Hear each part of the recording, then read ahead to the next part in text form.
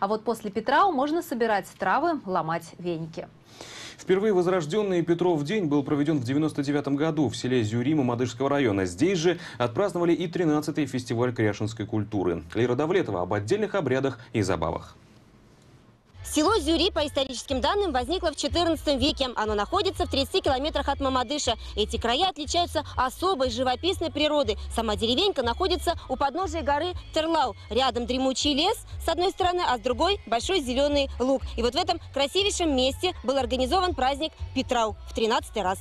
13-й фестиваль выпал на 14 июля, а 14-й по счету праздник Кряшин пройдет 13-го. Вот такая магия чисел на Петрау. Что касается цифры еще, то в России проживает 24 тысячи татар-кряшин. Из них 2/3 в Татарстане. Что касается магии, то праздник, безусловно, притягателен. Петрау – это прежде всего массовые гуляния. Музыка над Майданом не смолкает ни на минуту. На праздник и в этом году съехались кряшины со всего Татарстана – раз, с Челябинской области и Башкирии – 2. Шили вот костюмы по случаю. Монетки-то как звенят. Мы любим открытые, радостные цвета. Красный, фиолетовый, желтый. У кряшин костюмы яркие. Это говорит о том, что мы сильный народ. К слову об истории костюма. В нарядах этой народности преобладает красный цвет. А вот его сочетание с другими цветами в свое время были не просто верхней одеждой, а неким документом. Раньше, еще до революции, без документов могли обходиться. Костюм был вместо паспорта. Люди могли определить, кто откуда. Вот эти в красно-черном – из Зюри, а вот эти в красно-желтом – из Зая.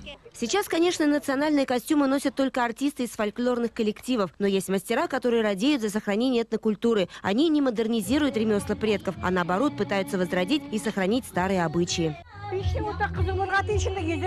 Горячая должна быть печка. Тогда уж за 5 минут наш дурочмак будет готов. С детства я умею корзины плести. Сперва прутья собираю, для этого черемуха хороша. Потом плету. Кто что закажет, то и плету. И за 2 часа, бывает, справлюсь, иногда и по несколько дней уходит. Зюри – деревушка небольшая. Здесь проживает всего 500 человек. Но заброшенных участков здесь нет. Все дома добротные, а дворы ухоженные. Жители этого села отличаются особым трудолюбием.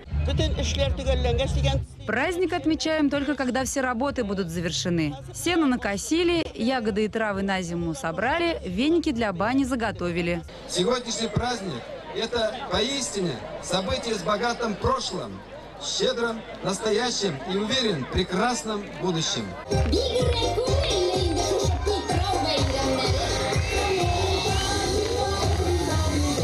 Сегодня татарские кряшины, как и их предки сотни лет назад, водят хороводы, состязаются в борьбе и забавляются. Самым популярным состязанием у кряшин считается бой на бревне над водой.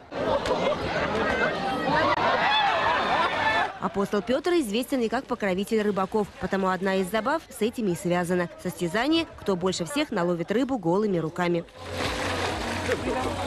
Петрау вобрал в себя праздничные традиции многих народов. С татарским сабантуем его роднит борьба кряш. Со славянским Иваном Купалой – прыжки через костер. А дань современности – фейерверк. Лира Давлетова, Андерсон Тальцев, столица.